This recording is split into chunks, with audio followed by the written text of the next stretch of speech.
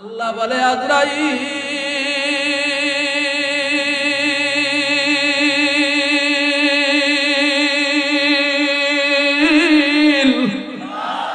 আলাইহিস সালাম বলে, ও মালিক, এত মানুষের জান আমি কিভাবে কবজ করব?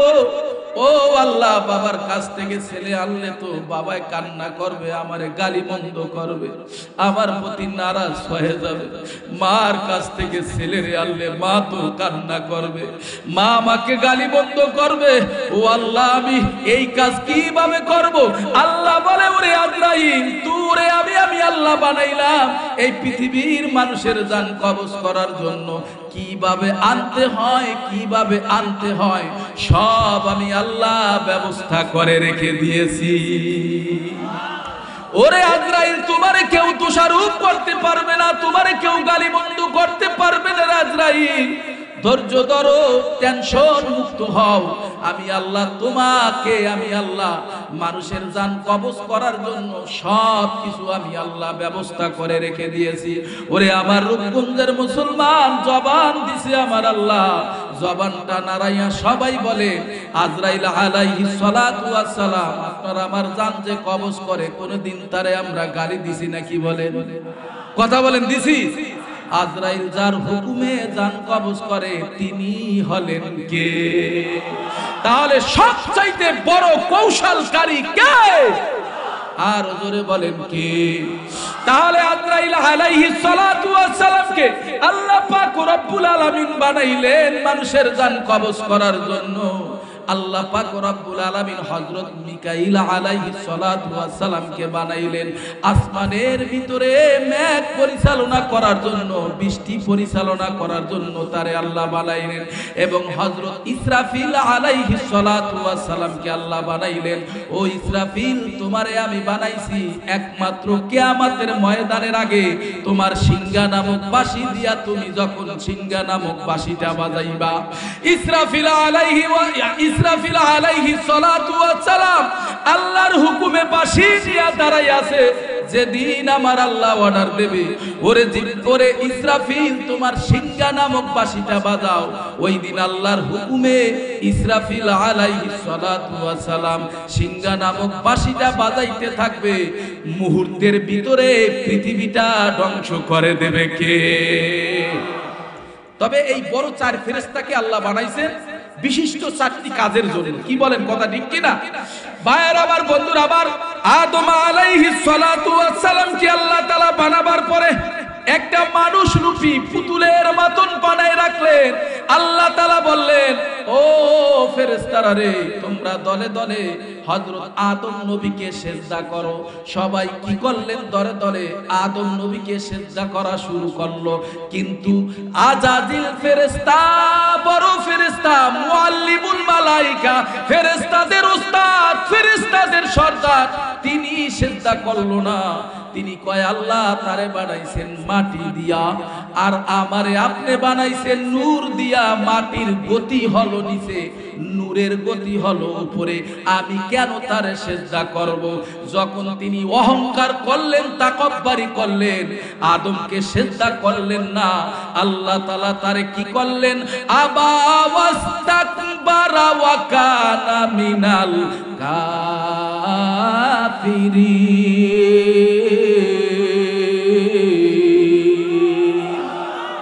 আল্লাহ পাক রব্বুল আলামিন তাকে কাফেরদের গফফার বানায়া দিলেন। আল্লাহ তাআলা তাকে লানতের তফের ডুরি পরাইয়া আল্লাহ পাক রব্বুল আলামিন তারে জাহান্নামে তার নামটা লেখা দিলেন, জাহান্নামের কীট তারে বানায়া দিলেন। শুধু একমাত্র তিনি অহংকার করলেন, আমি কেন তারে সিজদা করব? সিজদাকারীকে আল্লাহ পছন্দ করে? অহংকারকারীকে কি আল্লাহ পছন্দ করে? কথা বলেন, করে? আজকে দুনিয়ার জমিনে এক শ্রেণীর লোক দেখবেন, আমি টাকার দিক দিয়া বড়, আমি ক্ষমতার দিক দিয়া বড়, আমি অর্থের দিক দিয়া বড়, আমি এলেমের দিক দিয়া বড়, আমি বক্তার দিক দিয়া বড়। আছে না নাই? কথা কন। আরে সব চাইতে বড় কি? আর জোরে বলেন কি? তাহলে যদি অহংকার করা হয়, তাকব্বুরি করা হয়, আল্লাহর রহমত অন্তরে থাকে না? কি থাকে? আল্লাহর রহমত অন্তরে থাকে না। তাহলে আরে আদম পয়গম্বরকে সিজদা না করার কারণে মুআল্লিমুল মালাইকা আযাজিল ফেরেশতাকে আল্লাহ তাআলা কি করলেন? জাহান্নামের কীট বানায় দিলেন।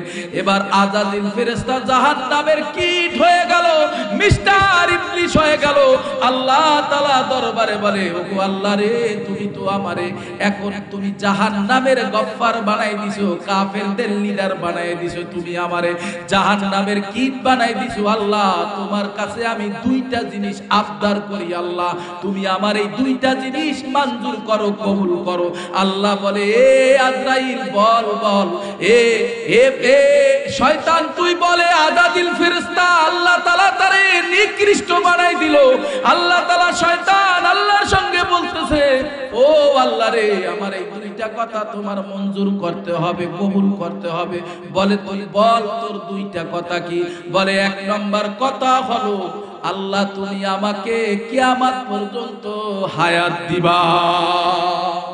আল্লাহ পাক রব্বুল আলামিন বলেন, সময়ের কসম, আল্লাহ পাক রব্বুল আলামিন পৃথিবীর মানুষের সঙ্গে ওয়াজ করতেছেন, এ পৃথিবীর মানুষে, সময়ের বড় দাম, সময়ের বড় মূল্য। ওয়াল আসর ইন্নাল ইনসানা লাফি খুসর। আল্লাহ পাক রব্বুল আলামিন বলেন, পৃথিবীর মানুষ সবাই ক্ষতিগ্রস্তর ভিতরে আছে। আমি ক্ষতিগ্রস্তর ভিতরে আছি, আমার মা ক্ষতিগ্রস্তর ভিতরে আছে রে, আমার বাবা ক্ষতিগ্রস্তর ভিতরে আছে, আমার ভাই, আমার পরিবার, আমার পরিজন, আমার এলাকাবাসী, আমার ইউনিয়নের লোক, আমার রাষ্ট্রের লোক, অর্থাৎ এই পৃথিবীর মানুষ সকলেই কির ভিতরে আছে? ক্ষতিগ্রস্তর ভিতরে আছে। আল্লাহ পাক রব্বুল আলামিন বলেন, চার গুণওয়ালা মানুষ ব্যতীত সবাই ক্ষতিগ্রস্তর ভিতরে আছে। কয় গুণ? চার গুণওয়ালা মানুষ কার? আল্লাহ বলতেছেন, ইল্লাল্লাযীনা আমানু ওয়া আমিলুস সালিহাতি ওয়া তাওয়াসাউ বিল হাক্কি ওয়া তাওয়াসাউ বিস সবর। আল্লাহ পাক রব্বুল আলামিন বলেন, হে পৃথিবীর মানুষ শোনো, এই চার গুণওয়ালা মানুষ কারা? এই চার গুণওয়ালা মানুষ হলো ওরা। আল্লাহ বলেন, ইল্লাল্লাযীনা আমানু, যারা ঈমানদার। ভাইয়ের আমার, বন্ধুরা আমার, এক নম্বরে ঈমান আনলাম কার উপরে? এক নম্বরে ঈমান আনলাম। দুই নম্বরে ওয়া আমিলুস সালিহাত, আমরা আমলে সলে করবে, যার ভিতরে আমলে সলে থাকবে, দুই নম্বর গুণ।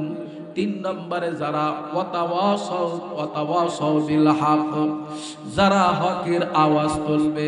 চার নম্বরে ওয়াতাওয়াসাউ বিস সবর, যারা বিপদের সময় ধৈর্য ধারণ করবে। আল্লাহ পাক রব্বুল আলামিন বলে, পৃথিবীর মানুষে, আমি আল্লাহ পাক রব্বুল আলামিন যাদের ভিতরে চার গুণ পাওয়া যাবে, আমি আল্লাহ তাদের জীবনের গুনাহ মাফ করিয়া দিয়া আমি আল্লাহ তাদেরকে জান্নাতের মেহমান বানাইয়া দেব। একটু জোরে বলা যাবে সুবহানাল্লাহ। ইন্নাল্লাযীনা আমানু ওয়া আমিলুস সালিহাতি কানাত লাহুম জান্নাতুল ফিরদাউসি নুজুলা।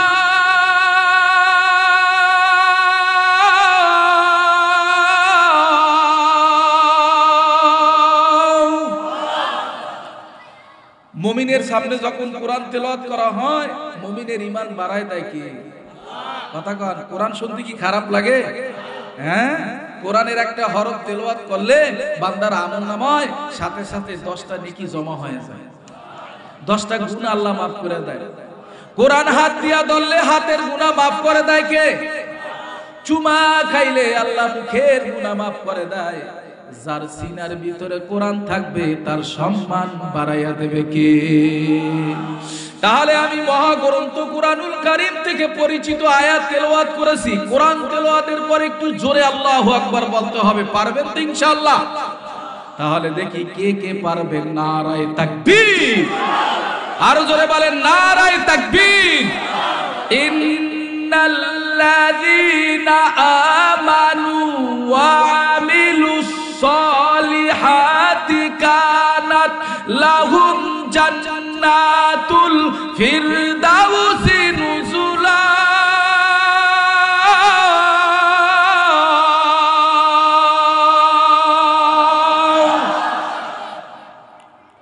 আল্লাহ পাক রব্বুল আলামিন বলেন, আমি আল্লাহ ওই ব্যক্তিকে যার ভিতরে 2 গুণ পাওয়া যাবে তাকে আমি জান্নাত দান করব। নিশ্চয় নিশ্চয় যারা 1 নম্বরে ঈমান আনবে কার উপরে?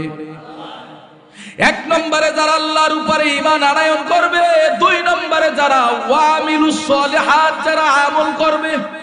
আল্লাহ পাক রব্বুল আলামিন বলে, ওগো হাবিব তাদেরকে জানাইয়া দেন আমি আল্লাহ তাদের জীবনের তামাম গুনাহ খাতাগুলো মাফ করিয়া দিয়া আমি আল্লাহ তাদেরকে জান্নাতের ভিতরে সবচাইতে একটি জান্নাত হলো জান্নাতুল ফিরদাউস, উৎকৃষ্ট জান্নাত, বৃহত্তম জান্নাত, সবচাইতে বড় জান্নাত আমি আল্লাহ ওই সকল বান্দাদেরকে যাদের ভিতরে 2 গুণ পাওয়া যাবে আমি আল্লাহ তাদের জীবনের তামাম গুনাহ খাতাগুলো আমি আল্লাহ মাফ করে দিয়ে আমি আল্লাহ তাদেরকে জান্নাতুল ফিরদাউস নসিব করে দেব। জোরে বলেন আমিন। ভাইয়ের আমার, বন্ধুরা আমার, তাহলে মুমিনের সামনে যদি কোরআন তেলাওয়াত করা হয়, মুমিনের সামনে যদি আল্লাহর নাম নেওয়া হয়, জিকির করা হয়, মুমিনের ঈমান বাড়ায়া দেয় কে? আর জোরে বলেন কে? ইন্নামাল মুমিনুনাল্লাযীনা ইযা যুকিরাল্লাহ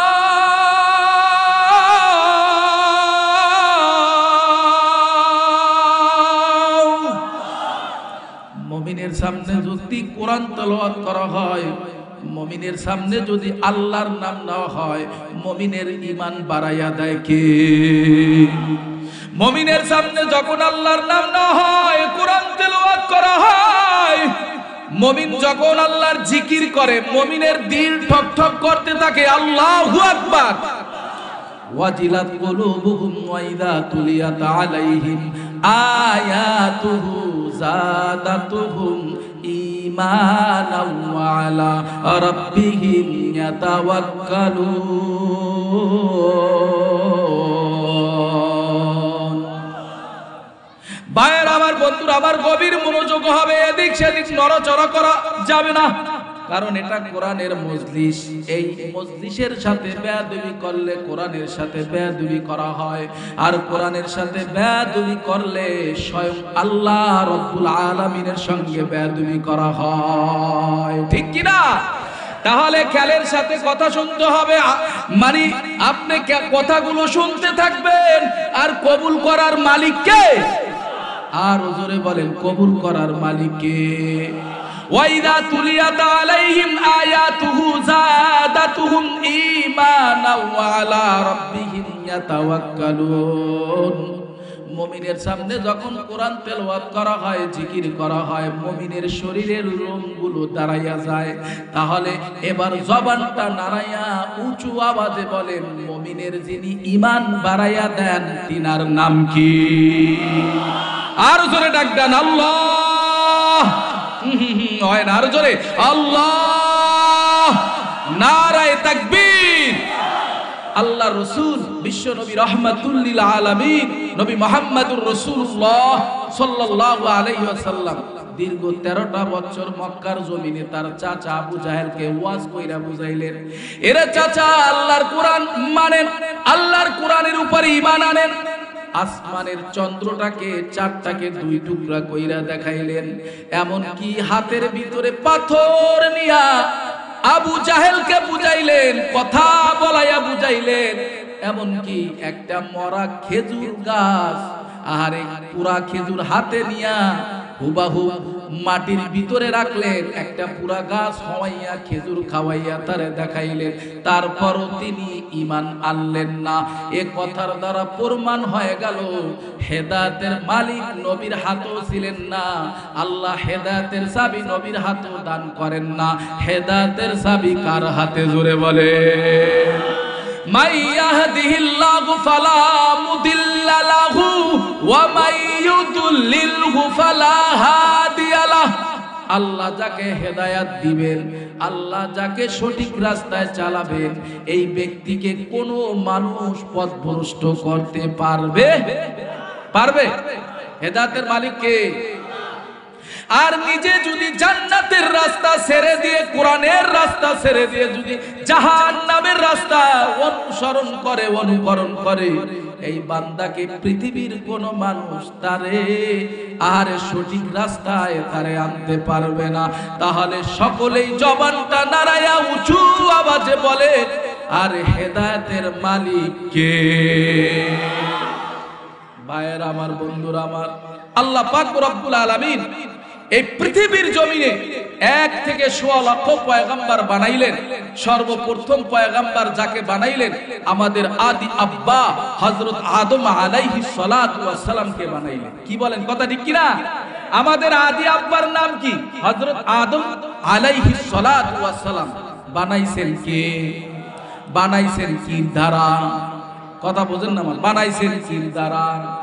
মিনহা খালাকনাকুম ওয়া ফিহা নুঈদুকুম ওয়া মিনহা নুখরিজুকুম তারাতান উখরা।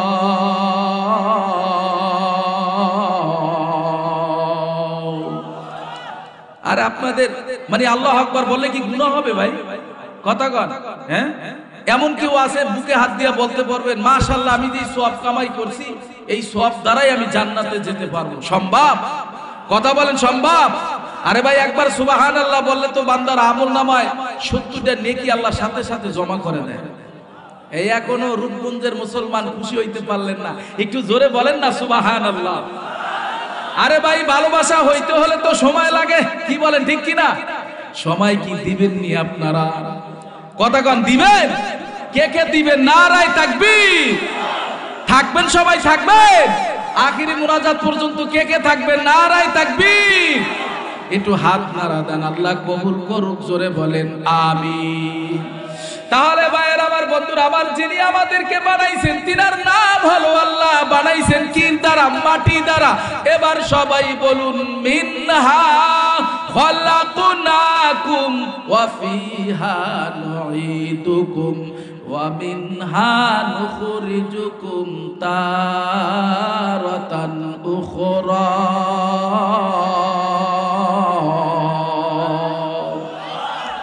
হয় না? একটু জোরে বলেন না আল্লাহু আকবার। আরে বেঈমানেরা কোরআন তেলাওয়াত শুনলে তাদের অন্তরের ভিতরে জ্বালা হয়। কি বলেন, ঠিক কি না? আরে আল্লাহর নাম শুনলে, নারায়ে তাকবীর ধ্বনি শুনলে শয়তান বেজার হয়, খুশি হয় কে? তাহলে আল্লাহরে বেজার করবেন না, শয়তানরে খুশি করবেন। কথা কন, বেজার করবেন কারে? শয়তানরে। খুশি করবেন কারে? তাহলে একটু জোরে বলেন নারায়ে তাকবীর। আর জোরে বলেন নারায়ে তাকবীর। ভাইয়েরা আমার, বন্ধুরা আমার, আল্লাহ পাক রব্বুল আলামিন আপনাকে আমাকে মাটির দ্বারা আল্লাহ তাআলা বানাইলেন। আবার আল্লাহ তাআলা মাটির গর্ভে নিয়ে যাবেন। ওয়া মিনহা নুখরিজুকুম তারাতান উখরা। আল্লাহ পাক রব্বুল আলামিন আপনাকে আমাকে আবার পুনরুত্থিত করবে, হাসরের ময়দানে উঠাইবে কে? আল্লাহ পাক রব্বুল আলামিন সিদ্ধান্ত করলেন, এ ফেরেশতারা রে, আমি আল্লাহ পাক রব্বুল আলামিন দুনিয়ার জমিনে মানুষ বানাইতে চাই। ফেরেশতারা বলে, আল্লাহ আমরাই তো আপনার দাসত্ব গোলামি করি, আমরাই তো গুণকীর্তন করি, আপনার ইবাদত করি, আপনি আবার কেন মানুষ বানাইবেন? আল্লাহ বলে, ওরে ফেরেশতারা রে, আমি আল্লাহ যা জানি তোমরা তা জানো না। জানে কে? অন্তরে খবর জানে কে? আপনার অন্তরের ভিতরে কি জল্পনা কল্পনা করতেছে কেউ না জানলে, কেউ না শুনলেও জানে কে?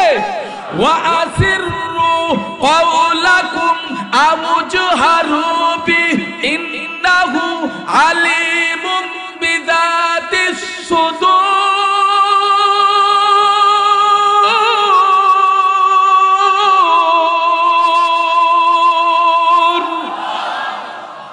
অন্তরে খবর জানে কে ভাই? এ ঢাকাবাসী ভাইরা, রূপগঞ্জের মুসলমান, অন্তরে খবর জানে কে? তাহলে আল্লাহ পাক রব্বুল আলামিন সিদ্ধান্ত নিলেন মানুষ বানাইবেন। আরে ফেরেশতারা বলে আল্লাহ আপনি পূর্বে একটা জাতি বানাইছিলেন জিন জাতি, তারা দুনিয়ার জমিনে যাইয়া মারামারি কাটাকাটি ঝগড়া ফাসাদ করেছিল, রক্তপাত করেছিল, দাঙ্গা হাঙ্গা করেছিল। আপনার আর প্রয়োজন নাই, আমরাই তো আপনার দাসত্ব গোলামি করি। সংক্ষেপে বলতেছি রূপকুঞ্জের মুসলমান, গভীর মনোযোগ দিয়া শুনবেন রে বাবা, এদিক সেদিক নড়াচড়া করবেন না। আল্লাহ পাক রব্বুল আলামিন সংক্ষেপে বলতেছি, আল্লাহ তাআলা আদম পয়গম্বরকে সর্বপ্রথম দুনিয়ার জমিন থেকে বিভিন্ন জায়গার মাটি নিয়া আল্লাহ তাআলা সর্বপ্রথম আদম পয়গম্বরকে বানাইলেন। এই বানাবার আগে আল্লাহ পাক রব্বুল আলামিন এই মাটি আনার জন্য চারজন ফেরেশতা আল্লাহ তাআলা ফিট করলেন। আল্লাহ পাক রব্বুল আলামিন এই পৃথিবীর বুকে হাজারো লক্ষ কোটি কোটি ফেরেশতা বানায় রাখছে। এই পৃথিবী আল্লাহ তাআলা ঠিক রাখার জন্য, আসমানকে ঠিক রাখার জন্য আল্লাহ এত ফেরেশতা বানায় রাখছে রে বাবা। এত ফেরেশতার ভিতরে সবচাইতে দামি ফেরেশতা, বড় ফেরেশতা হলো চারজন। কয়জন জোরে কোন? হযরত জিবরাইল আলাইহিস সালাতু ওয়াস সালাম একজন, হযরত আজরাইল আলাইহিস সালাতু ওয়াস সালাম দুইজন, হযরত মিকাইল আলাইহিস সালাতু ওয়াস সালাম তিনজন, হযরত আজরাইল আর হযরত ইসরাফিল আলাইহিস সালাতু ওয়াস সালাম। এই মোট চারজন ফেরেশতাকে যিনি বানাইছেন তেনার নাম কি? জিবরাইল আলাইহিস সালাতু ওয়াস সালাম দুনিয়ায় নবীদের কাছে আসতেন ওহী নিয়ে। কি বলেন ঠিক কি না? এখন কি আর জিবরাইল আলাইহিস সালাম দুনিয়ায় আসে না? কি বলেন? আল্লাহর নবী দুনিয়ার থেকে বিদায় হওয়ার পর জিবরাইল আলাইহিস সালাতু ওয়াস সালাম ওহী আসা তার বন্ধ হয়ে গেছে, তিনি আর দুনিয়ার জমিনে আসে না। হযরত আজরাইল আলাইহিস সালাতু ওয়াস সালামকে আল্লাহ বানাইলেন। আল্লাহ বলে, আজরাইল তোমাকে আমি বানাইলাম পৃথিবীর মানুষের জান কবজ করার জন্য। আজরাইল আলাইহিস সালাম বলে, আল্লাহ গো, এই পৃথিবীর বুকে কত মানুষ তুমি বানাইলা, আমি এত মানুষের জান কিভাবে কবজ করব? আল্লাহ বলে, আজরাইল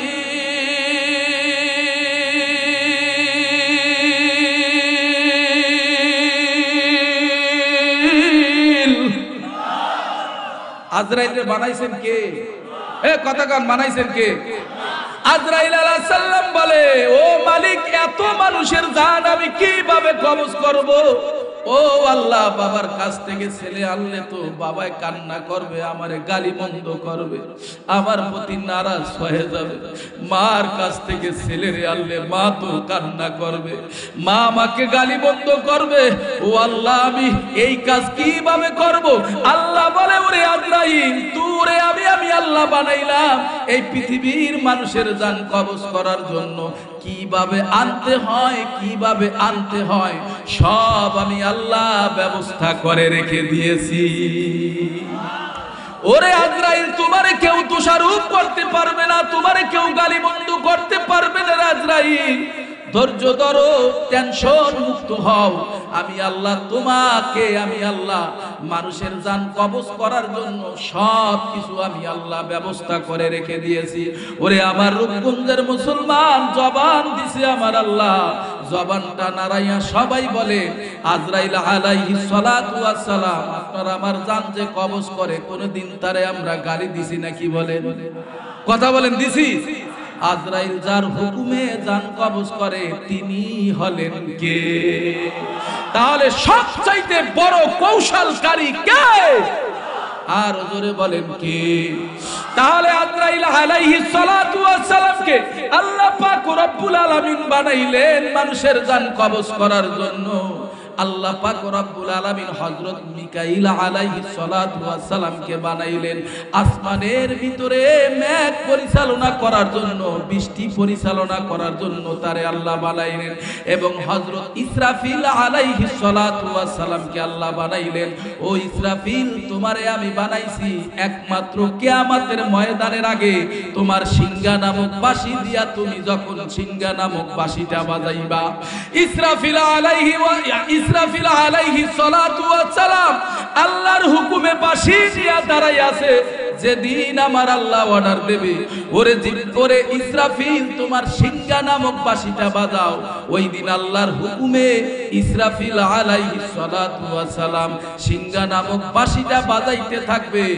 মুহূর্তের ভিতরে পৃথিবীটা ধ্বংস করে দেবে কে? তবে এই বড় 4 ফেরেশতাকে আল্লাহ বানাইছেন বিশিষ্ট 4টি কাজের জন্য। কি বলেন, কথা ঠিক কিনা?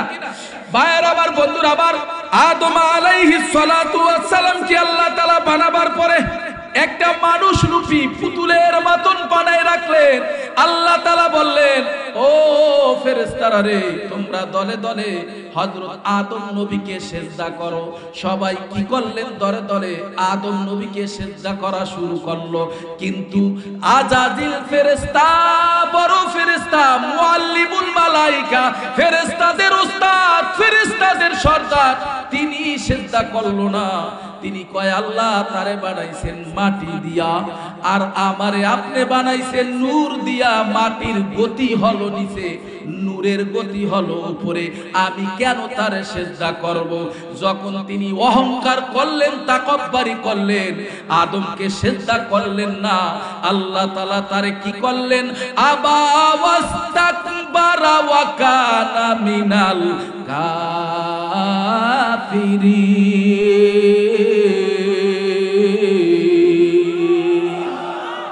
আল্লাহ পাক রব্বুল আলামিন তাকে কাফেরদের গফফার বানায়া দিলেন। আল্লাহ তাআলা তাকে লানতের তফের ডুরি পরাইয়া আল্লাহ পাক রব্বুল আলামিন তারে জাহান্নামে তার নামটা লেখা দিলেন, জাহান্নামের কীট তারে বানায়া দিলেন। শুধু একমাত্র তিনি অহংকার করলেন, আমি কেন তারে সিজদা করব? সিজদাকারীকে আল্লাহ পছন্দ করে? অহংকারকারীকে কি আল্লাহ পছন্দ করে? কথা বলেন, করে? আজকে দুনিয়ার জমিনে এক শ্রেণীর লোক দেখবেন, আমি টাকার দিক দিয়া বড়, আমি ক্ষমতার দিক দিয়া বড়, আমি অর্থের দিক দিয়া বড়, আমি এলেমের দিক দিয়া বড়, আমি বক্তার দিক দিয়া বড়। আছে না নাই? কথা কন। আরে সব চাইতে বড় কি? আর জোরে বলেন কি? তাহলে যদি অহংকার করা হয়, তাকব্বুরি করা হয়, আল্লাহর রহমত অন্তরে থাকে না। কি থাকে? আল্লাহর রহমত অন্তরে থাকে না। তাহলে আরে আদম পয়গম্বরকে সিজদা করা, সিজদা না করার কারণে মুআল্লিমুল মালায়েকা আজাজিল ফেরেশতাকে আল্লাহ তাআলা কি করলেন? জাহান্নামের কীট বানায়া দিলেন। এবার আজাজিল ফেরেশতা জাহান্নামের কীট হয়ে গেল, মিস্টার ইবলিস হয়ে গেল। আল্লাহ তাআলা দরবারে বলে, ওগো আল্লাহ রে, তুমি তো আমারে এখন তুমি জাহান্নামের গফফার বানাই দিছো, কাফেরদের লিডার বানাই দিছো, তুমি আমারে জাহান্নামের কীট বানাই দিছো। আল্লাহ তোমার কাছে আমি 2টা জিনিস আবদার করি, আল্লাহ তুমি আমার এই 2টা জিনিস মঞ্জুর করো, কবুল করো। আল্লাহ বলে, এ আজরাইল বল বল, এ এ এ শয়তান তুই বলে। আজাজিল ফেরেশতা আল্লাহ তাআলা তারে নিকৃষ্ট বানাই দিল। আল্লাহ তাআলা শয়তান আল্লাহর সঙ্গে বলতেছে, ও আল্লাহ রে, আমার এই 2টা কথা তোমার মঞ্জুর করতে হবে, কবুল করতে হবে। বলে, তুই বল তোর 2টা কথা কি? বলে, 1 নম্বর কথা হলো, আল্লাহ তুমি আমাকে কিয়ামত পর্যন্ত হায়াত দিবা। কোন পর্যন্ত? কথা বলেন, কোন পর্যন্ত? কিয়ামত পর্যন্ত হায়াত দিবা। আর 2 নম্বর কথা হলো, বনি আদমের 360টা জোড়ার ভিতরে শিরায় শিরায় রক্তের কণিকে কণিকে আমি সমস্ত জায়গায় জানো প্রবেশ করতে পারি, এবং সমস্ত জীব জানোয়ারের জানো আকৃতি ধারণ করতে পারি। আল্লাহ পাক রব্বুল আলামিন বললেন, যা আমি তোর দুটোটা কথাই আমি আল্লাহ কবুল করে নিলাম। ভাইয়ের আমার, বন্ধুরা আমার, আদম পয়গম্বরকে আল্লাহ তাআলা সর্বপ্রথম বানাবার আগে আল্লাহ তাআলা তাকে রূহ দান করবেন।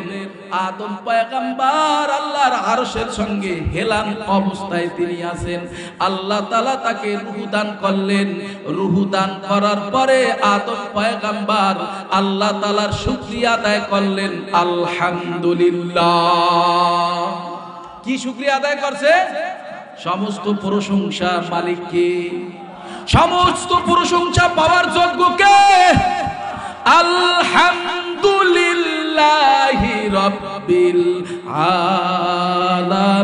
আলামিন।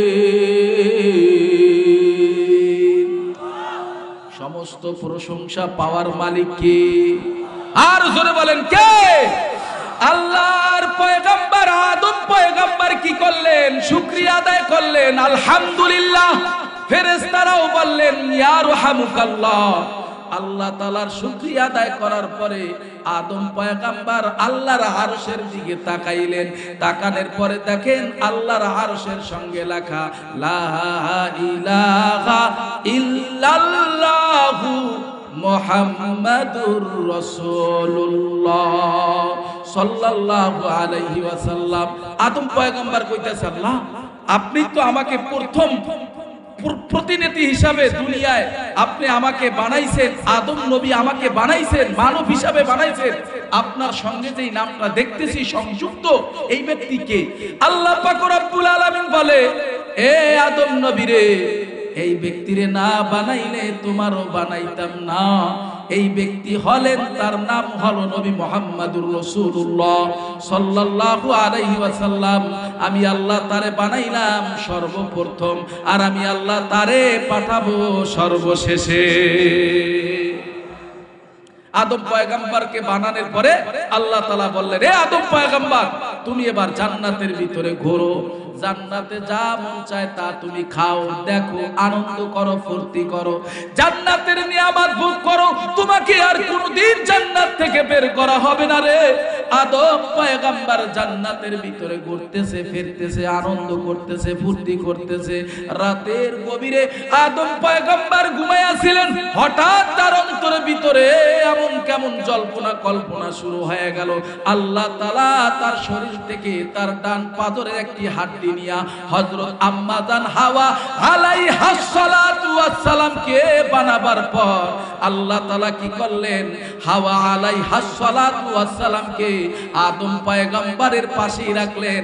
আদম পয়গম্বর চক্ষু দুইটা তার সামনে এত সুন্দর একটা রমণী আর তিনি কোনোদিন দেখে না। দেখা খুশিতে মাতোয়ারা হয়ে গেছে। আল্লাহ পাক রব্বুল আলামিন বলে, আদম পয়গম্বর রে, সামনে আগাবা না রে, আমি আল্লাহ এখন পর্যন্ত তোমারে হুকুম দেই না, কিছু কাজ আছে। কিছু কি আছে? কাজ আছে। আল্লাহ পাক রব্বুল আলামিন ফেরেশতাদের মাধ্যমে বিবাহের কাজ সমাপ্ত করবে, মহরানা আদায় করবে। কিভাবে আদায় করবে মহরানা? আল্লাহ জানায় দেয়, আদম পয়গম্বর বিশ্ব নবীর উপরে দুরূদ পড়ো, মহরানা আদায় হয়ে যাবে। একটু জোরে বলা যাবে সুবহানাল্লাহ? ভাইয়ের আমার, বন্ধুরা আমার, আদম পয়গম্বরের সঙ্গে হাওয়া আলাইহাস সালাতু ওয়াস সালামের সঙ্গে জান্নাতের ভিতরে বিবাহ হয়ে গেল। বিবাহ হওয়ার পর দুইজনে জান্নাতের ভিতরে ঘুরতেছে, ফিরতেছে, আনন্দ করতেছে। আল্লাহ বলতেছে, খবরদার, খবর দাও, ওয়াজাউজুকাল জান্নাতা ওয়া কুলা মিনহা রাগাদান হাইতু শি'তুমা ওয়ালা তাকরাবা হাদিহিস শাজারাতা ফাতাকুনা মিনাজ জালিমিন।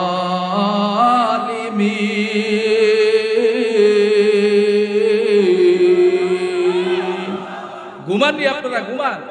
আরো জোরে বলেন, ঘুমান। ও তুই এই দুনিয়ার মায়ায় পরে করছ কত বাহানা, এই যে নয় তোর আসল বাড়ি, কবর যে তোর আসল ঠিকানা। একটু বলা যাবে ভাই? একটু বলেন। ও তুই এই দুনিয়ার মায়ায় পরে করছ কত বাহানা, এই যে নয় তোর আসল বাড়ি, কবর যে তোর আসল ঠিকানা। ভাই বেরাদার যারাই ছিল একে একে সব হারালো, তুমি আমি কেউ রব না, তুমি আমি কেউ রব না, যেতে হবে রওনা, এই যে নয় তোর আসল বাড়ি, কবর যে তোর আসল ঠিক ঠিকানা। থাকতে পারবেন? কতক্ষণ থাকতে পারবেন? ছাড়তেই হবে, যেতেই হবে, কি বলেন ঠিক কিনা? তাহলে সবাই বলেন, ও তুই এই দুনিয়ার মায়ায় পরে করছ কত বাহানা, এই যে নয় তোর আসল বাড়ি, কবর যে তোর আসল ঠিকানা। এই যে নয় তোর আসল বাড়ি, কবর যে তোর আসল ঠিকানা। ভাইরা আমার, আল্লাহ পাক রব্বুল আলামিন বলতেছেন, ওয়াজাউজুকাল জান্নাতা ওয়া কুলা মিনহা রাগাদান হাইতু শিতুমা ওয়ালা তাকরাবা হাযিহি শাজারাতা ফাতাকুনা মিনাজ জালিমিন।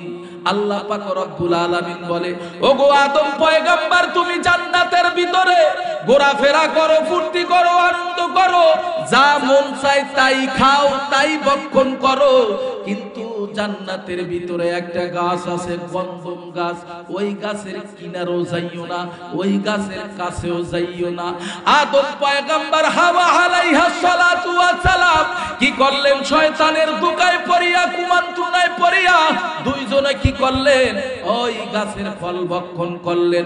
ভক্ষণ করতে দেরি গো, শরীর থেকে তাদের জান্নাতি পোশাকগুলো আলাদা হয়ে গেল, লজ্জায় এখন আর নাই। আল্লাহ পাক রব্বুল আলামিন কি করলেন? আল্লাহর হুকুম অমান্যতা করার কারণে আল্লাহ তাআলা দুজনকে কি করলেন? জান্নাত থেকে নামাইয়া আরে দুনিয়ার জমিনে পাঠাই দিলেন। দুইজনকে দুই প্রান্ত পাঠাই দিলেন। দুইজন দুই প্রান্ত বসিয়া এত আজরে কান্না করতেছে, দিন যায় রাত যায় এত কান্না।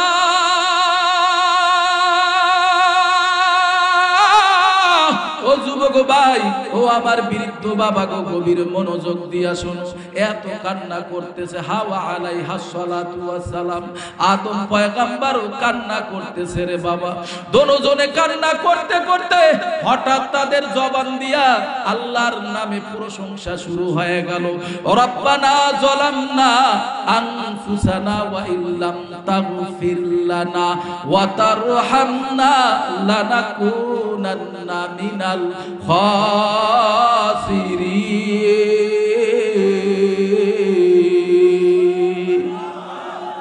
কি ঘুম আসে নাকি আপনাদের?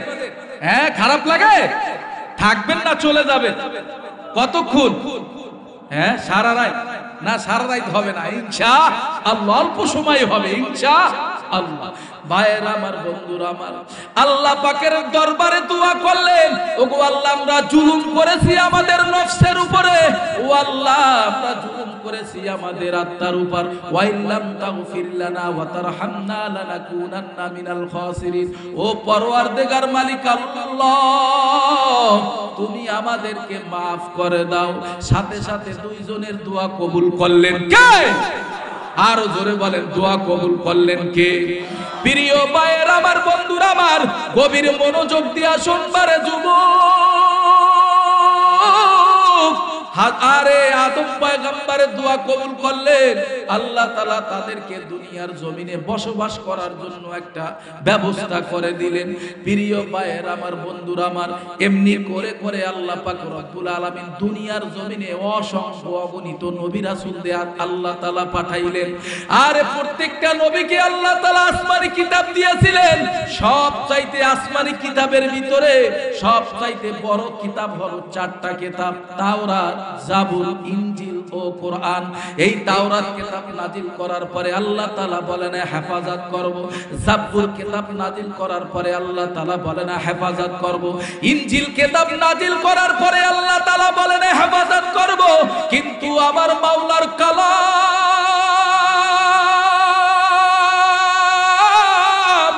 মহাগ্রন্থ কোরআনুল কারীম, নাজিল করেছেন নবী মুহাম্মদুর রাসূলুল্লাহ সাল্লাল্লাহু আলাইহি ওয়াসাল্লামের উপরে।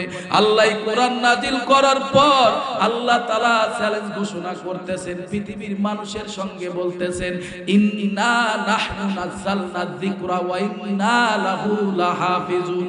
আল্লাহ তাআলা বলে, ও পৃথিবীর মানুষ ভালো কইরা শোনো, নিশ্চয় নিশ্চয় এই কোরআন নাজিল করলাম আমি আল্লাহ, আর এই কোরআনের সংরক্ষণের দায়িত্ব, হেফাজতের জিম্মাদারি নিলামও আমি আল্লাহ।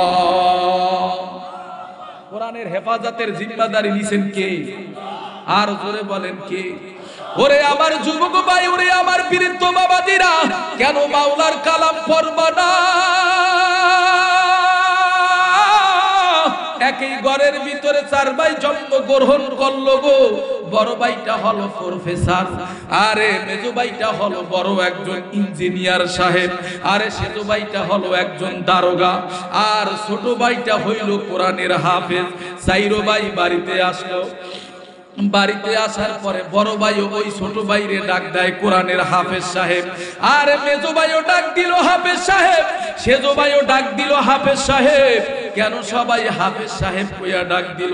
কারণ তার সিনার ভিতরে 30 পারা কোরআন আছে। কি বলেন, কথা ঠিক কিনা? আমার মাওলার কালাম যার সিনার ভিতরে থাকবে রে, তার সম্মান বাড়াইয়া দেবে কে? আর জোরে বলেন কে? ও আমার যুবক ভাই, ও আমার বৃদ্ধ বাবাজিরা, মায়ার নবী রহমাতুল লিল আলামিন মক্কার জমিনে বেঈমানদের কাছে কোরআনের তালিম দিতেছে, ইয়াতলু আলাইহিম আয়াতি।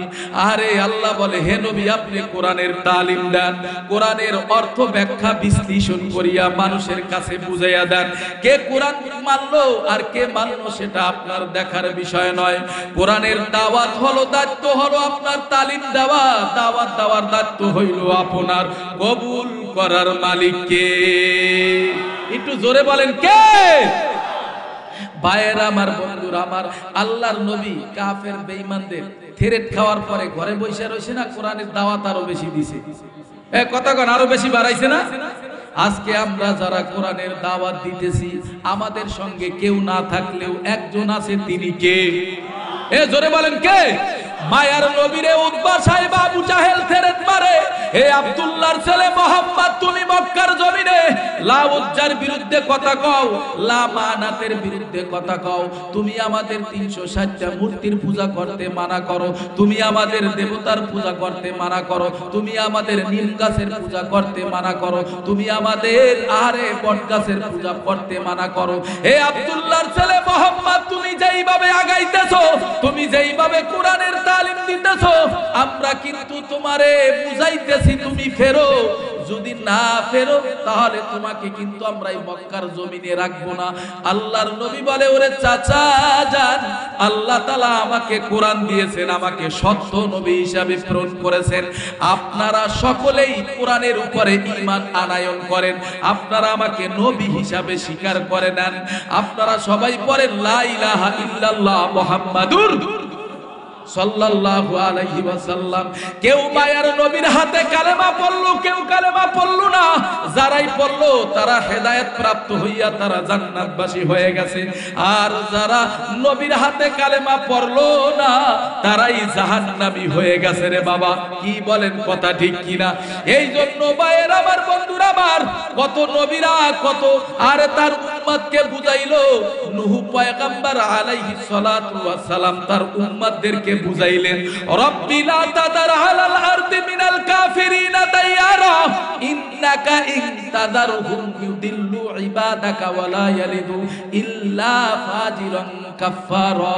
নূহ আলাইহিস সালাম দীর্ঘ 9 থেকে 950 বছর পর্যন্ত তার উম্মতদেরকে বুঝাবার পরে আর অল্প সংখ্যক কিছু মানুষ তার হাতে কালেমা পড়ে মুসলমান হয়েছে। নূহ আলাইহিস সালাম বলে, মালিক আমার হাতে তো কেউ কালেমা পড়ে না, আল্লাহ তোমাকে কেউ রব বলে স্বীকার করে না, আল্লাহ তোমার উপরে কেউ ঈমান আনয়ন করে না, ও আল্লাহ আমাকে কেউ নবী বলে স্বীকার করে না। নূহ পয়গম্বর দোয়া করলেন কার দ্বারে? কথা কোন কার দ্বারে?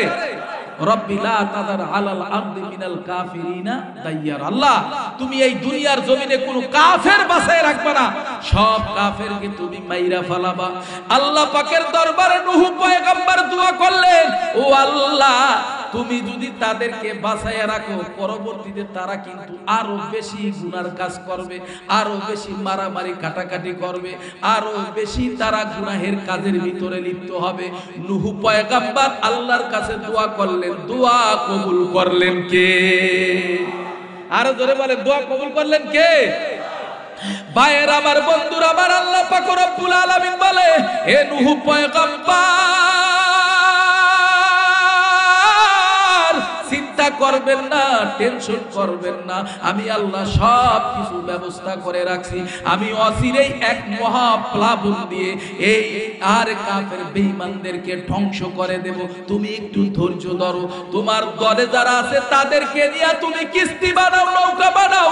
নৌকা বানানো শুরু করছে নূহ পয়গম্বর, কিন্তু নূহ পয়গম্বরের নৌকা বানানো দেখা, কিস্তি বানানো দেখা কাফের বেঈমানেরা হাসি ঠাট্টা করা শুরু করছে। কি করা শুরু করছে জোরে বলে? হাসি ঠাট্টা করা শুরু করছে। এমন ভাবে হাসি ঠাট্টা করা শুরু করছে, নূহ পয়গম্বর কি করলেন? কিস্তি বানাইলেন, নৌকা বানালেন। নৌকা বানাবার পর আল্লাহ বলেন, নূহ পয়গম্বর আমি আল্লাহ ওয়াসিরেই তোমার যত দলবল আছে, তোমার হাতে কালেমা পড়ে যারা মুসলমান হয়েছে, তাদেরকে এই কিস্তির ভিতরে উঠাইয়া আমি আল্লাহ তোমাদেরকে বাঁচাই দেব। আর যারা তোমার উপরে ঈমান আনলো না, আমি আল্লাহর উপরে যারা ঈমান আনলো না, আমি আল্লাহ তাদেরকে মহা এক প্লাবন দিয়ে, বন্যা দিয়ে, পানি দিয়ে আমি আল্লাহ তাদেরকে ধ্বংস করে দেব। ও আমার মুসলমান বাবারা, জবান দিছে আমার আল্লাহ, জবানটা নাড়াইয়া উঁচু আওয়াজে সবাই বলেন, ওই আল্লাহর ক্ষমতা আছে না নাই? আর জোরে বলেন, ক্ষমতা আছে না নাই? ওই আল্লাহ যদি নূহ পয়গম্বরকে যদি বাঁচাইতে পারে, আপনাকে আমাকে কি বাঁচাইতে পারবে না? না, ওই আল্লাহ মইরা গেছে। ওই আল্লাহ ওই সময় ছিল, এখন আছে না নাই? কথা বলেন, আছে? ওয়া মাকারু ওয়া মাকারাল্লাহ ওয়াল্লাহু খায়রুল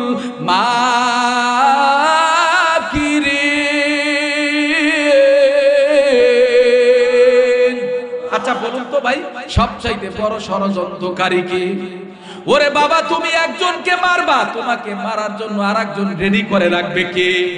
একটু জোরে বলেন, কে? তুমি একজনের ঘরের ভিতরে আগুন দেবারে যুবক, তোমার ঘরে আগুন দেওয়ার জন্য আরেকজন রেডি করে রাখবে কে? তুমি একজনকে মারবা, তোমাকে মারার জন্য আরেকজন রেডি করে রাখবে কে? তাহলে জবান দিছে আমার আল্লাহ, জবানটা নাড়াইয়া উঁচু আওয়াজে সবাই বলো গো, সব চাইতে বড় ষড়যন্ত্রকারী কে? একটু জোরে জবানটা খুলে বলেন, কে? ভাইয়েরা আমার, বন্ধুরা আমার, কিস্তি বানাইলেন নূহ পয়গম্বর। কাফেররা হাসি ঠাট্টা করে। একজন দেখতে যায়, কিস্তিতে যাইয়া পায়খানা কইরা পুরা কিস্তিটা নষ্ট কইরা ফেলাইতেছে। একজন করতে করতে আরেকজন, আবার আরেকজন, আবার আরেকজন, পুরা কিস্তিটা নষ্ট কইরা ফেলাইলো। ময়লায় ভরপুর কইরা ফেলাইলো, মলমূত্রে নষ্ট কইরা ফেলাইলো। নূহ পয়গম্বর আল্লাহর দরবারে দোয়া করে, মালিক এখন আমি কি করব? আল্লাহ কয়, পয়গম্বর নূহ রে, চিন্তা করবেন না, টেনশন করবেন না, সব কিছু আমি আল্লাহ ব্যবস্থা করে রেখে দিয়েছি। তো একজনের গায়ে ছিল কুষ্ঠি রোগ, কুষ্ঠ রোগী, গেছে পায়খানা করতে, কিস্তির ভিতরে টক করে পড়ে গেছে, একেবারে পুরা গোসল টোসল করে পড়ছে। বাড়ি যাওয়ার পরে দেয় পুরা শরীরের কুষ্ঠ রোগী ভালো হয়ে গেছে। এ সুবহানাল্লাহ কয় না? একটু জোরে বলেন, আল্লাহর ক্ষমতা আছে না নাই? ওই জনে গেছে আরেকজনের দ্বারে, কয় ভাই আমার শরীরের ভিতরে তো পেটের ভিতরে ব্যথা করে। ওই জন গেছে ডুব দিছে, তার পেটের ব্যথা ভালো হয়ে গেছে। সুবহানাল্লাহ কয় না? আবার আরেকজন গেছে অন্ধ মানুষ, ওই যে আর কিস্তির ভিতরে ডুব দিল, ডুব দেওয়ার পর উঠলো, চক্ষু আল্লাহ তাআলা ভালো কইরা দিছে। সুবহানাল্লাহ কয় না? এবার যে যায়, যেই নিয়েইতে আল্লাহ তার নিয়ত পূরণ কইরা দেয়, ভালো কইরা দেয়। একটু জোরে বলেন সুবহানাল্লাহ। ওরে আমার যুবক ভাই, ওরে আমার বৃদ্ধ বাবাজিরা, আল্লাহর ক্ষমতা আছে না নাই? এ কথা বলেন, ক্ষমতা আছে নাই? এবার একজন যায় আবার আরেকজন যায়, যাইতে যাইতে যাইতে যাইতে পুরা কিস্তি পরিষ্কার করে ফেলাইছে। সুবহানাল্লাহ কয় না? বাঁচাবার মালিক কে? সম্মান দেওয়ার মালিক কে? আল্লাহ পাক রব্বুল আলামিন কি করলেন? পুরা কিস্তিটা পরিষ্কার করে হালাইলেন বেঈমানদের হাতে। ভাইয়েরা আমার, বন্ধুরা আমার, আল্লাহ পাক রব্বুল আলামিন বলে, হে নূহ পয়গম্বর ধৈর্য ধরো। আল্লাহ পাক রব্বুল আলামিন বলে, অচিরেই আমি এক মহাপ্লাবন দেব। আল্লাহ তাআলা নূহ পয়গম্বরকে তার উম্মতদেরকে নিয়ে কিস্তিতে উঠাইলেন। নূহ পয়গম্বর কিস্তিতে উঠলেন। ওঠার পর আল্লাহ তাআলা নূহ পয়গম্বরকে বাঁচাই দিলেন। আর নূহ নবীর জামানার যত বেঈমান মুশরিক ছিল, আল্লাহ তাদেরকে পানির ভিতরে সুবাইয়া সুবাইয়া মারছে। ও আমার মুসলমান বাবারা, ওই নূহ নবীকে যদি আল্লাহ তাআলা বাঁচাইতে পারে, আর নূহ নবীর জামানার বেঈমানদেরকে যদি আল্লাহ মারতে পারে, সেই আল্লাহ এখন তোমারে আমারে বাঁচাইতে পারবে কি পারবে না? আরো জোরে বলেন, পারবে? আর দেখেন না, ফেরাউন এত বছর হায়াত পাইলো, ফেরাউনের একদিন ঠান্ডাও হয় না, সর্দিও হয় না। ফেরাউনকে আল্লাহ তাআলা খোদাই দিলেন। কেমন খোদাই দিলেন? নিজেই খোদা দাবি করলেন, আনা রব্বুকুমুল আলা, আমি খোদা। আল্লাহ পাক রব্বুল আলামিন ওই আরে ফেরাউনকে রোহিত সাগরের ভিতরে চুবায়ে চুবায়ে মারছেন। কি বলেন, কথা ঠিক কি না? আজও পর্যন্ত ফেরাউনের লাশটা মিশর জাদুঘরে আছে। কি বলেন, কথা ঠিক কি না? আল্লাহ কয়, ওরে বেঈমান, তোরে আমি দুনিয়া দিলাম, তোর লাশটা জমিনে বক্ষণ করবে না রে বেঈমান।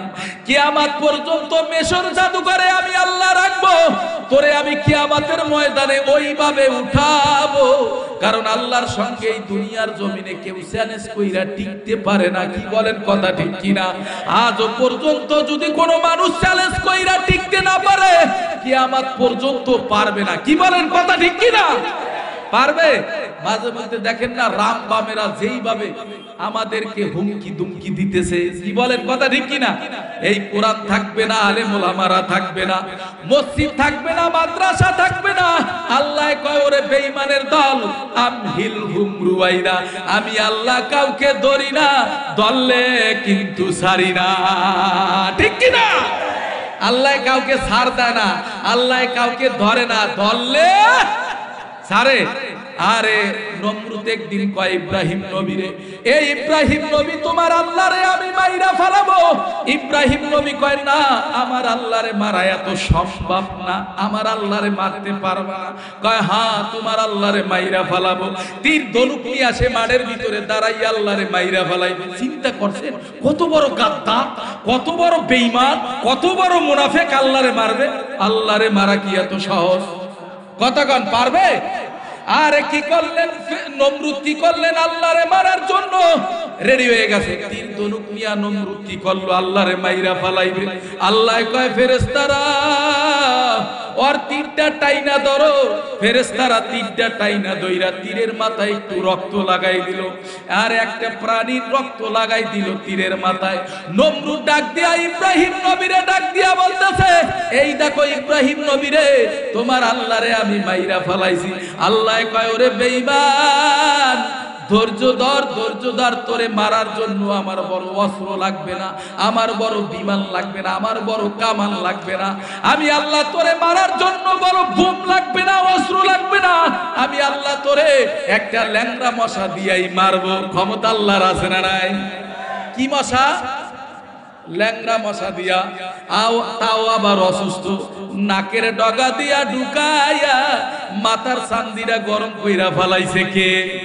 নমরুদ ডাক দিয়া কয়, ও খাদেম রে, যত আমার মাথায় বাড়ি দিবি, তোর বেতন আমি তত বাড়াইয়া দেব। আরে খাদেম ডাক দিয়া বলে, এত বাড়ি আমি আর দিতে পারবো না, লোক আর একজন রাখেন। কয়, রাখ। কয়, তারে তো বেতন বাড়াই দেওয়া লাগবে। কয়, হ্যাঁ দিব, বেতন বাড়াইয়া। এবার দুইজন দুই দিকটা টাকাইতেছে রে যুবক।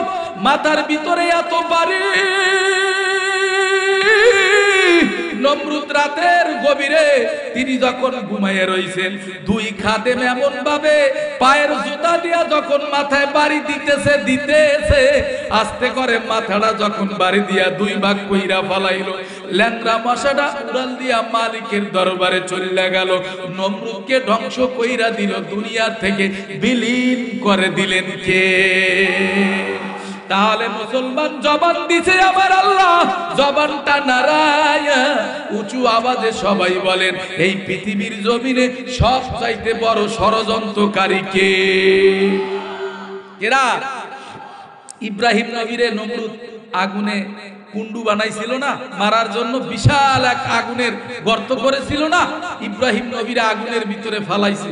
আল্লাহ পাক রব্বুল আলামিন বলে, কুলনা ইয়া নারুনি বারদাউ ওয়া সালামুন আলা ইব্রাহিম। ইব্রাহিম নবীকে নমরুদ যে আগুনের ভিতরে ফালাইছে রে যুবক, ওই আগুনকে আল্লাহ তাআলা জান্নাতের কওম বানাইয়া দিছে। সুবহানাল্লাহ কইবেন না? জোরে বলেন, একটু জোরে বলেন না সুবহানাল্লাহ। আরে ভাই, নেকির দাম তো আমরা বুঝি না, নেকির কি মূল্য আমরা বুঝি না। হাসরের ময়দানে মানুষ একটা নেকির জন্য জান্নাতে যাইতে পারবে না, কি বলেন ঠিক কি না? একটা নেকির জন্য আল্লাহর আদালতে ঠেকে যাবে। কিয়ামতের ময়দানে আল্লাহ পাক রব্বুল আলামিন মানুষকে পাঁচটা প্রশ্ন করবে, এই পাঁচটা প্রশ্ন না দিয়া এক কদম সামনে কেউ আগাইতে পারবে না। কয়টা প্রশ্ন ধরে বলেন? হযরত আব্দুল্লাহ ইবনে আব্বাস রাদিয়াল্লাহু তাআলা হাদিসের বর্ণনাকারী, মায়ার নবী ডাক দিয়া বলে, রে উম্মত ভালো কইরা শুনো, এই পাঁচ প্রশ্ন না দিয়া মাওলার আদালতে কেউ এক কদম সামনে আগাইতে পারবে না। আল্লাহর নবী বলে, গো সাহাবারা, নাম্বার 1, এক নম্বরে হলো আল্লাহ তোমাকে আমাকে যে হায়াত নামক একটা নিয়ামত দিবেন, এই হায়াতের হিসাব নেবে কে? হ্যাঁ, 50 বছর, 60 বছর, 80 বছর, 100 বছর, এই হায়াত দিবেন কে? এই হায়াতটা কার কাজে খাটাইবেন? ইমাম সাহেব, মুয়াজ্জিন সাহেব মসজিদে আযান দিলেন ফজরের সময়, ওরে বান্দা ওঠো, আসসালাতু খায়রুম মিনান নাওম, ঘুম হইতে নামাজ ভালো, ঘুম হইতে নামাজ ভালো। আর তুমি কি করলা? মসজিদে আসলা না, আরে ল্যাপটা মুড়ি দি অথবা কম্বলটা মুড়ি দি আরো বেশি কইরা ঘুমাইলা। আরে মুয়াজ্জিন সাহেব তোমারে জোহরে ডাক দিল, আসরে ডাক দিল, পাইলো না, মাগরিবে ডাক দিল, তোমারে পাইলো না, তোমারে এশারে ডাক দিল, তোমারে এশারও পাইলো না। ফেরেশতারা বলে, মালিক এই বান্দারে তো ফজরও পাইলাম না, জোহরও পাইলাম না, আসরও পাইলাম না, এশার মাগরিবে পাইলাম না, এশারও পাইলাম না, বলো এখন এই বান্দারে কি করব? এর নামটা তো জাহান্নামের খাতায় উঠাইতে হবে। আল্লাহ তাআলা বলে, ওগো ফেরেশতারা ধৈর্য ধরো, এই বান্দারে বড় শখ কইরা আমি মাওলায় বানাইছি, এই বান্দারে আমি মাওলায় বড় আদর কইরা বানাইছি, এই বান্দার নামটা জাহান্নামের খাতায় উঠাইও না। এই বান্দায় আগামী কালকে কিন্তু ফজরের নামাজটা পড়বে, আমার আল্লাহ তোমারে আগামী কালকের বার চাইলো, তারপরের দিনও বার চাইলো। ওরে মুসলমান বাবারা, রূপগঞ্জের মুসলমান, জবান দিছে আমার আল্লাহ, জবানটা নাড়াইয়া উঁচু আওয়াজে সবাই বলো, আমার আল্লাহ ইচ্ছা করলে তোমার আমার রিজিক বন্ধ কইরা দিতে পারতো কি পারতো না? ক্ষমতা কি আল্লাহর আছে? আরো জোরে বলেন আছে? তাহলে সবাই বলেন, এই হাত দিছে কে? এই পা কে দান করছে? কত যুবক আছে হার্ট অ্যাটাক করে মারা যায়, আছে না?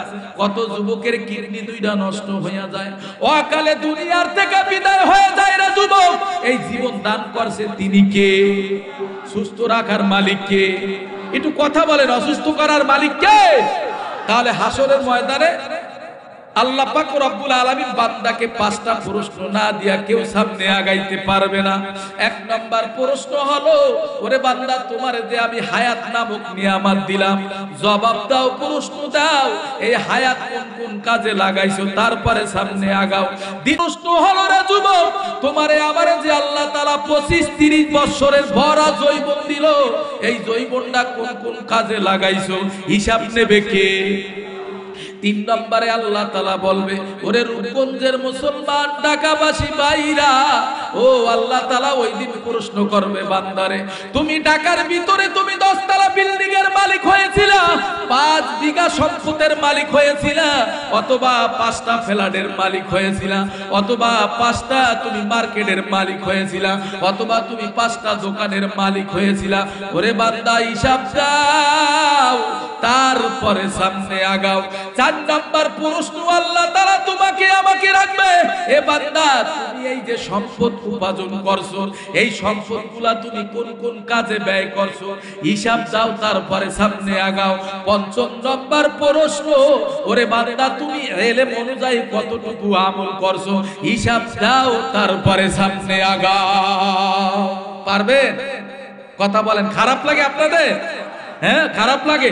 হ্যাঁ, পাগল মন আমার তুমি কারলা গিয়া করলা রে সুখের ঘর। পাগল মন আমার তুমি কারলা গিয়া করলা রে সুখের ঘর। উপর তলায় বাতি জ্বলে, নিস্তালাতে অন্ধকার। পাগল মন আমার তুমি কারলা গিয়া করলা রে সুখের ঘর। পাগল মন আমার তুমি কারলা গিয়া করলা রে সুখের ঘর। একটু আল্লাহু আকবার বলা যাবে বাবা? একটু জোরে বলেন আল্লাহু আকবার। তাহলে যুবক বেশি আর লম্বা হবে না রে যুবক, একটু গভীর মনোযোগ দিয়া শুনো রে বাবা, এদিক সেদিক নড়াচড়া করবা না রে যুবক। ও আমার পর্দার অন্তরে মা বোনেরা, গভীর মনোযোগ দিয়া শুনো রে বাবা। বলকের বাদশা ইব্রাহিম বিন আদহাম রাজার হালে রাজার প্রসাদে রাতের বেলায় ঘুমায়, উপর থেকে কে যেন ঠক ঠক আওয়াজ দিতেছে। বাদশা ডাক দিয়া বলে, কে এত রাত্রে ঠক ঠক আওয়াজ দিতেছো? উপর থেকে আওয়াজ আসতেছে, বাচ্চা চিল্লাইয়ের না, আমার হারানো ঘোড়া তালাশ করতেছি। বাদশা ডাক দিয়া বলে, ওরে আহাম্মক, আরে হারানো ঘোড়া কি ছাদের উপরে তালাশ করিয়া পাওয়া যায়? উপর থেকে গায়েবী আওয়াজ আসতেছে, বাদশা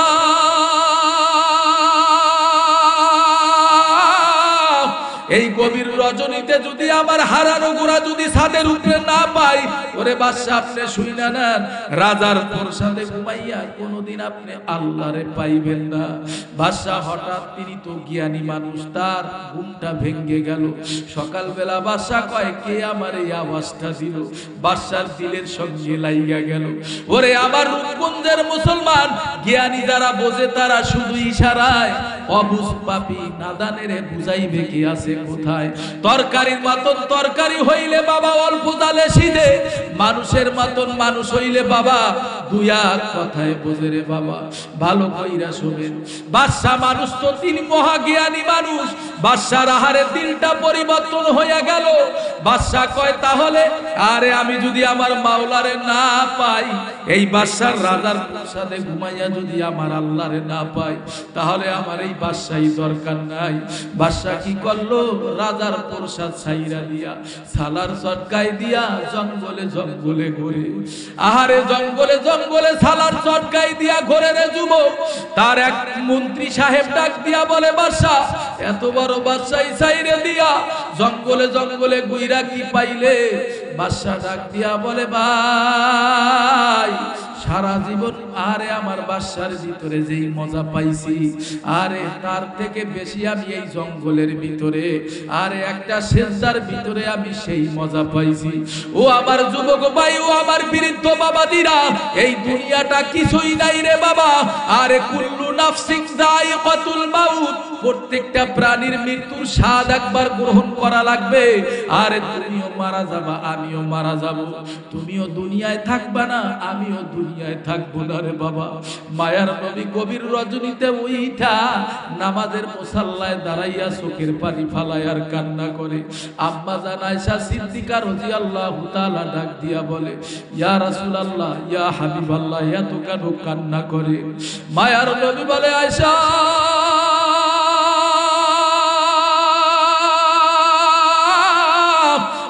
হাসরের কথা মনে পইরা গেছে রে আয়েশা।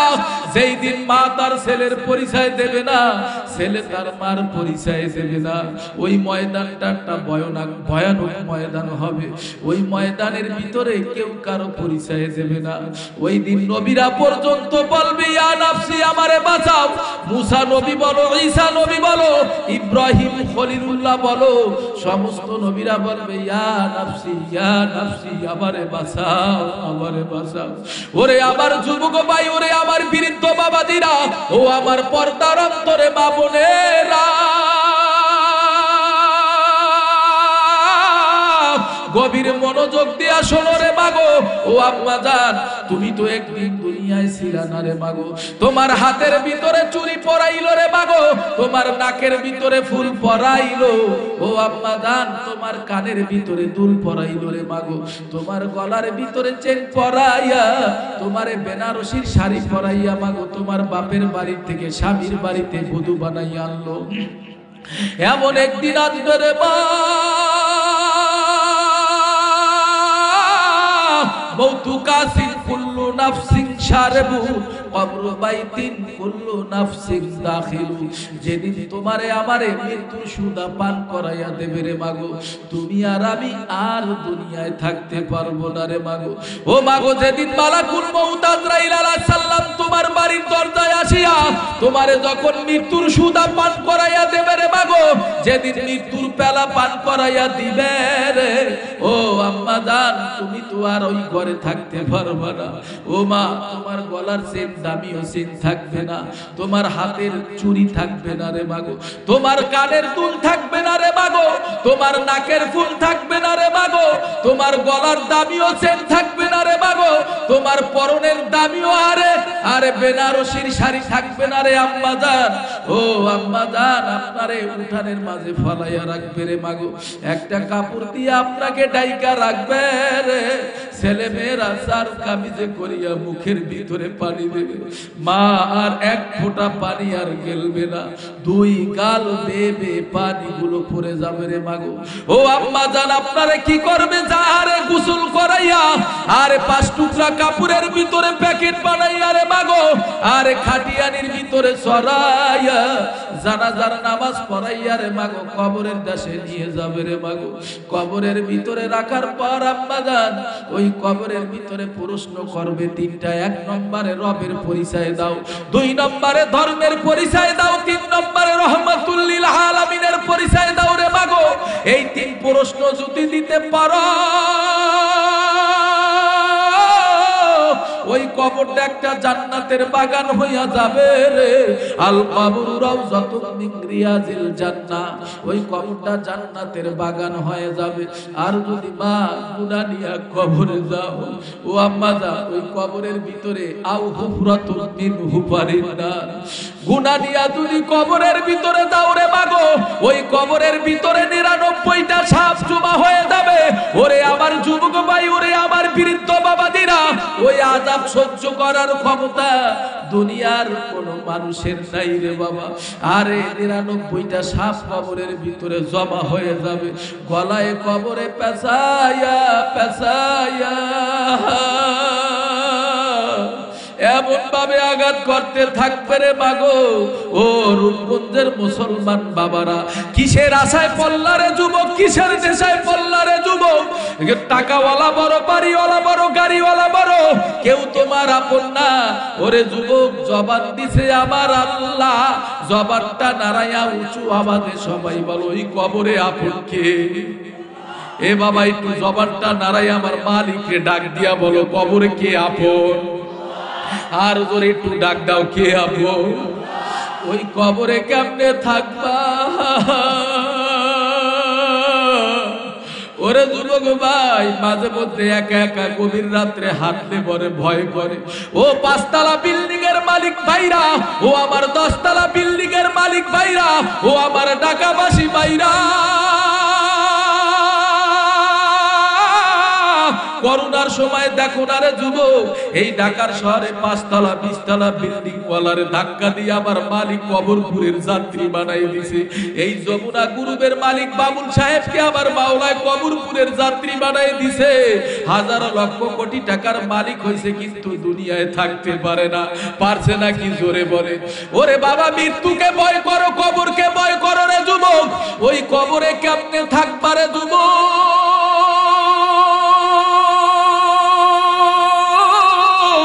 ওই কবর এমন একটা জায়গা রে, ওই কবরের ভিতরে কেউ তোমারে বাঁচাইতে পারবে না। যদি ঈমান নিয়ে যাও, কবরটা জান্নাতের বাগান হবে। যদি ঈমান নষ্ট হয়ে যায়, কবরের ভিতরে আহারে আযাবের কোনো সীমার সংখ্যা থাকবে না। ওই কবরের ভিতরে ধাউ ধাউ করে জাহান্নামের আগুন জ্বলতে থাকবে রে যুবক। যেই জাহান্নামের আগুনের কথা বলা হয়েছে, দুনিয়ার আগুনে তো 1 মিনিট সহ্য করতে পারি না। হাত লাগলে হাত পুড়িয়া যায়, পায়ে লাগলে পা পুড়ে যায়, যেই জায়গায় লাগে সেই জায়গায় পুড়িয়া সারকার হয়ে যায়। আর ওই জাহান্নামের আগুন যদি একবার আমার মাওলায় তোমার আমার কবরের ভিতরে ধরায় দেয় রে বাবা, ওই আগুন কেমনে সহ্য করবা রে যুবক? ওরে যুবক, যারা এখনো আর নামাজটা পড়তে পারো না রে যুবক, যারা মায়েরে কষ্ট দিছো, বাবারে কষ্ট দিছো রে যুবক, আজীবন পরিয়া বা খাইছো, মদ খাইছো, গাঁজা খাইছো, আসো যুবক, ফির আসো রে যুবক। আল্লাহ বলে, কুল ইয়া ইবাদিয়াল্লাযীনা আসরাফু আলা আনফুসিহিম লা তাকুনাতু মির রাহমাতিল্লাহ ইন্নাল্লাহা ইয়াগফিরুয যুনুবা জামিআ ইন্নাহু হুয়াল গফুরুর রহিম। এ বাবা, কেন কান্না করবা না? আমার মাওলায় বলে, ওরে বান্দা, জীবন ভর গুনাহ করছো, গুনার ভিতরে নিমজ্জিত হইয়া গেছো রে। বাই ডাইনে তাকাও দেখো গুনাহ, বামে তাকাও দেখো গুনাহ। এমন কোন গুনাহ নাই করো না, করো না, গুনার ভিতরে হাবুডুবু খাইতেছো রে বান্দা। আল্লাহ বলে, লা তাকুনাতু মির রাহমাতিল্লাহ। এ বান্দা আয়, বান্দা আয়, আয় বান্দা ফিরায় আয়। এ বাবা, ওই কবরের চিন্তা করো বান্দা, আমার মাওলার রহমতের দিকে তাকাও। আমার মাওলার রহমতের দিকে যদি ফিরে আসতে পারো, মাফ করে দেবে কে? একটু জোরে বলেন, মাফ করে দেবে কে? হে যুবক, আল্লাহর নবীর প্রিয় আর প্রিয় মেয়ে, তার কলিজার টুকরা খাতুনে জান্নাত মা ফাতিমাকে কবরে রাখার পরে আবু যার গেফারি রাদিয়াল্লাহু তাআলা কবরের মাটিকে লক্ষ্য করিয়া বলে, কবরের মাটি রে, বেয়াদবি করবা না। জানো নাকি তোমার গর্ভে কাকে রাখছি? হযরত হাসাইন আর হুসাইনের মাকে রাখছি, হযরত আলী রাদিয়াল্লাহু তাআলার স্ত্রীকে রাখছি, বিশ্ব নবী রাহমাতুল লিল আলামিনের কলিজার টুকরা খাতুনে জান্নাত মা ফাতিমাকে রাখছি। বেয়াদবি করবা না রে মাটি।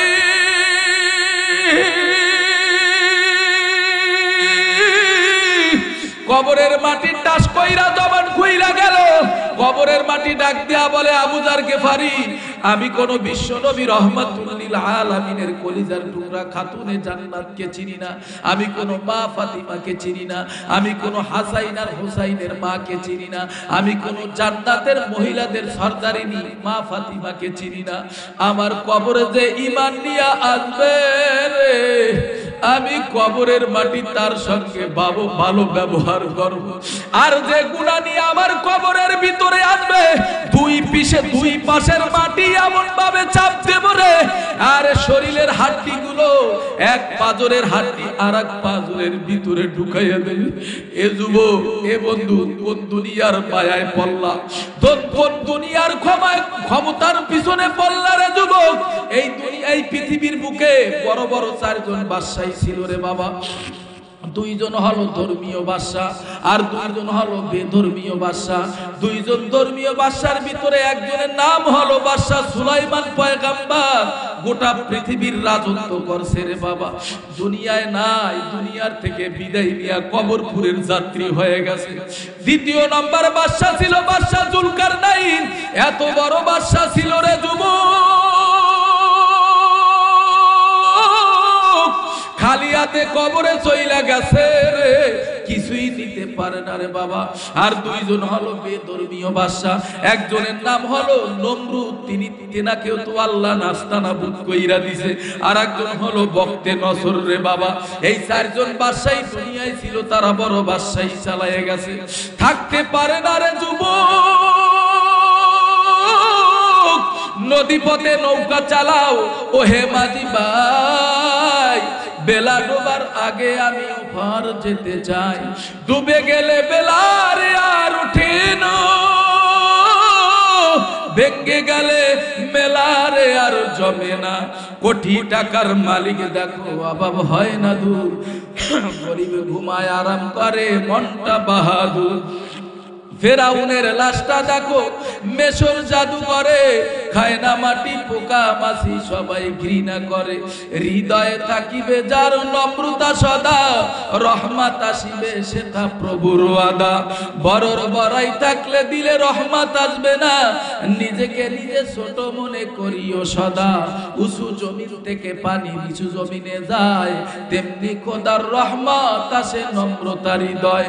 ভোগবিলাসের বাড়ি গাড়ির পরে রবে সব, থাকতে সময় স্মরণ করো, শেষ সময় জবানটা নাড়াইয়া সবাই বলো তোমার আমার রবকে।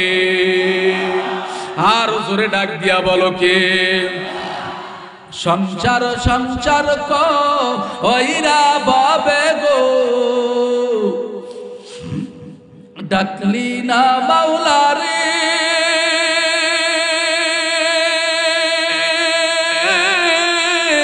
কিভাবে কাটা আইবি মনরে, কবরের জিন্দেগি রে। ওরে জীবন গোনায় গোনায় গেল রে, ওরে জীবন গোনায় গোনায় গেল রে। সংসার সংসার কইরা বাবে গো, ডাকলি না মাওলারে।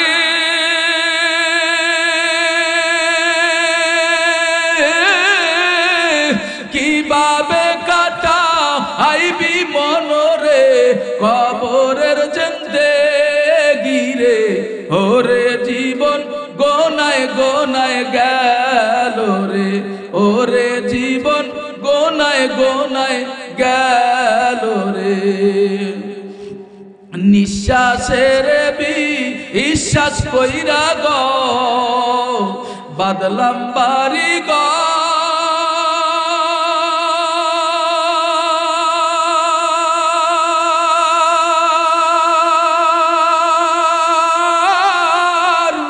কোন দিন জানিয়া আজরাইল আইসা রে, সবেই করে পর রে।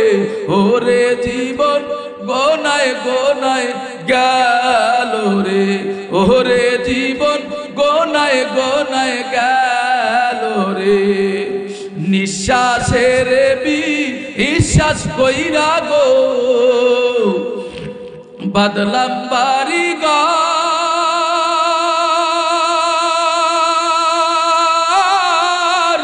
কোন দিন জানিয়া আজরাইল আইসা গো, সবেই করে পর রে। ওরে জীবন গোনায় গোনায় গেল রে, ওরে জীবন গোনায় গোনায় গেল রে। থাকতে পারবেন? কথা বলেন, থাকতে পারবেন? তাহলে যুবক আমার শেষ সময়, এই যে একটা মাদ্রাসা দেখতেছে, এটা হলো আল্লাহর রসুলের ঘর। এরে যুবকেরে আমার মাগো, কেন তোমার ছেলেটাকে মাদ্রাসায় পড়াবা না রে মাগো?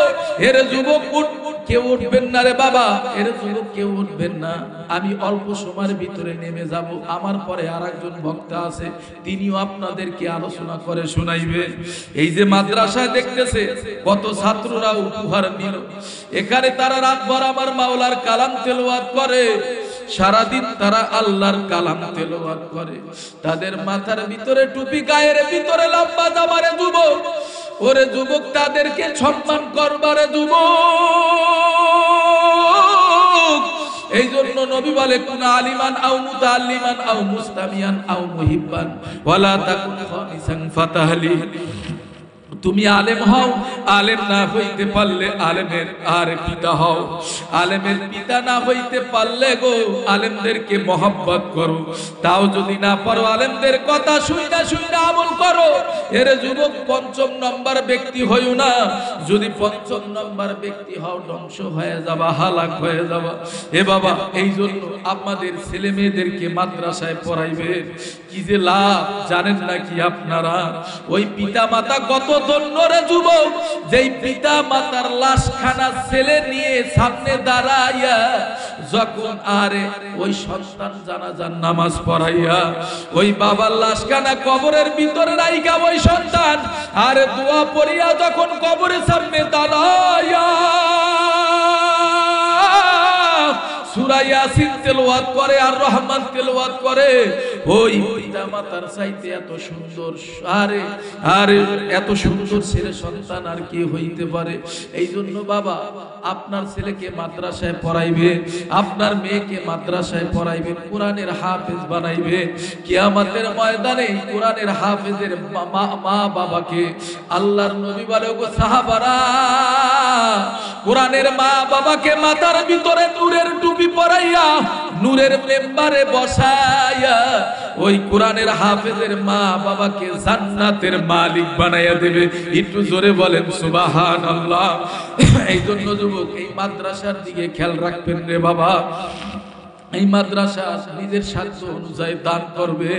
এই মজলিসের ভিতরে অনেকের এই মা নাই, অনেকের এই বাবা নাই, এই হাত দিয়া বাইরে কবরে রাখছে, এই হাত দিয়া বাবারে কবরে রাখছে রে বাবা। ওরে যুবক, আমি মা হারায়াতি,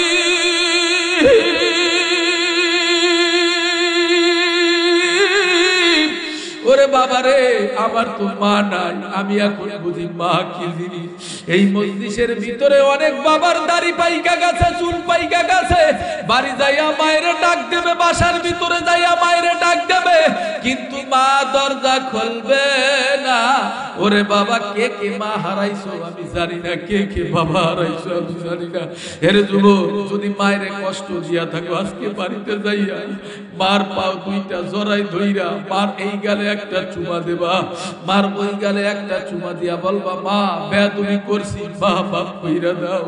ওরে ওরে যুবক, কবি ডাক দিয়া বলতেছে, খেদমতে মা দরফের দরকুন সহবসাম, তাকে বাসি দর্দ আলম নেকে না। আরে মা বাবাকে সম্মান করলে আরে আরশের আউজিমের মালিক খুশি হইয়া যায়। তোমার আমার সম্মান বাড়াইয়া দেবে কে? একটু জোরে বলেন কে? এর যুবক, মার সঙ্গে বেয়াদবি করবা না, বাবার সঙ্গে বেয়াদবি করবা না রে যুবক। ওরে বাবা, ওরে যুবক, ওরে আমার বন্ধু, এখন বুঝি মা কি জিনিস।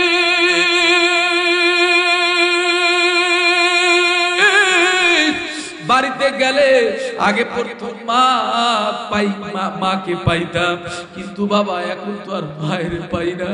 বাড়িতে যাওয়ার পরে এখন আপেল নিয়ে যাই, কমলা নিয়ে যাই, বাবারে পাই, ভাইদের পাই, বিবিদের পাই, সবারে পাই, কিন্তু মা আর পাই না। কিন্তু বাবা, মার কবর সামনে দাঁড়াইয়া প্রথম একটা সালাম দিই, আসসালামু আলাইকুম মা, তুমি কবরে কেমনে আছো? ওরে যুবক, তুমি যদি টাকাওয়ালা বাড়িওয়ালা হইতে চাও রে যুবক, তুমি যদি গাড়িওয়ালা হইতে চাও, এই রূপগঞ্জ থানার ভিতরে, এই ঢাকার শহরের ভিতরে, তুমি যদি গুলশান বনানীর ভিতরে যদি এসিওয়ালা রুমে থাকতে চাও রে যুবক, মার পায়ে লুইটা পড়ো রে যুবক, বাবারে সম্মান করো। ওরে যুবক, তোমারে আমারে উপরে উঠে দেবে কে? কে কে? একটু জোরে বলেন কে? ওরে যুবক, মার মা তো না পড়ার কেউ নাই। ওরে যুবক, যাদের মা বাবা পয়সা আছে রে যুবক, আজকে বাড়িতে যাইয়া মার গলাটা পাজাইয়া দরবারে মারে পাজায় ধইরা মারে বলবা, মা ও আম্মা জান, বেয়াদবি করছি মনে হয় জীবনে, মা তুমি মাফ কইরা দাও। আরে মায়ের যদি দিল থেকে একটা ডাক দিতে পারেন রে, আরে ক্ষমা করে দেবে কে? একটু জোরে বলেন কে?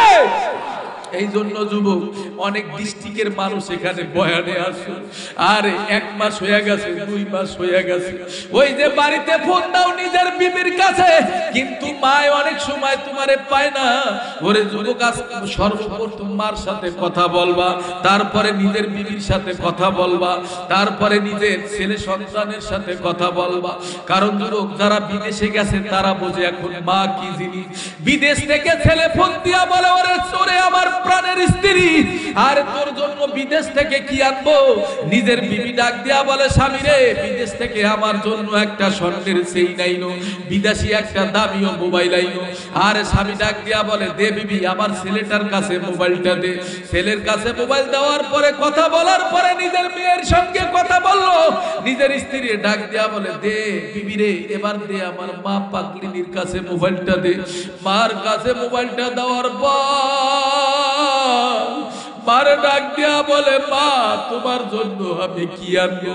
মা বলে, বাবারে, আমার জন্য কিছুই আনা লাগবে না বাবা, আজ 5 বছর হইল বাবা তোমারে দেখতে পারি না, তুমি বাংলাদেশে আসো বাবা, তুমি আসলেই আমার পরানটা জুড়াই যাইবে।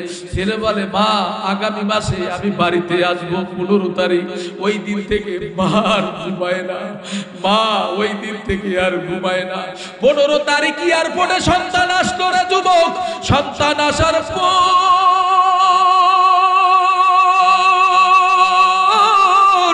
সন্তান বাড়িতে আসলো, নিজের বিবি হাত থেকে ব্রিফকেসটা টান দিয়া নিয়ে গেল, ছেলে মেয়েরা হাত থেকে ব্যাগগুলো টান দিয়া গেল। মা মা ঘরের জানালাটা ফাঁকা, আর ঘরের জানালাটা একটু আরে এদিক সেদিক করিয়া মেলিয়া তখন সন্তানের মুখের দিকে তাকাইয়া মা সামনে আগায়, আরে দুয়ারটা একটু আলাদা কইরা, আরে মা সামনের দিকে আগায় আর সন্তানের মুখের দিকে তাকায়। আরে মা এমন জনম দুঃখিনী মারা যুবক, এমন কাঙ্গালি মা, এমন নিষ্ঠুর মা, সন্তানের লেদারের দিকেও তাকাইলো না, ব্যাগের দিকেও তাকাইলো না, সন্তানের মুখের দিকে তাকাইয়া বলে, বাবা আসো, তুমি আমার বুকে আসো। সন্তানকে জড়ায় দইরা এই গালে একটা চুমা দিল, ওই গালে আর একটা চুমা দিল, বলে, বাবা কত বছর হইল, ওরে বাবা তোমারে আমি দেখতে পারি না রে বাবা। ওরে যুবক, এই জন্য যুবক এই মজলিসের ভিতরে কার মা নাই, কার বাবা নাই আমি জানি না রে বাবা। অনেক ভাইরা এখানে চাকরি বাদা করেন, ব্যবসা বাণিজ্য করেন, অনেক ফ্যাক্টরিতে চাকরি করেন, ওই বাড়িতে মা মইরা গেছে, বাবা মইরা গেছে, বাড়িতে ফোন দেন, মা মোবাইল ফোন ধরে না। কোন আল্লাহ পাকের বান্দা আছো গো?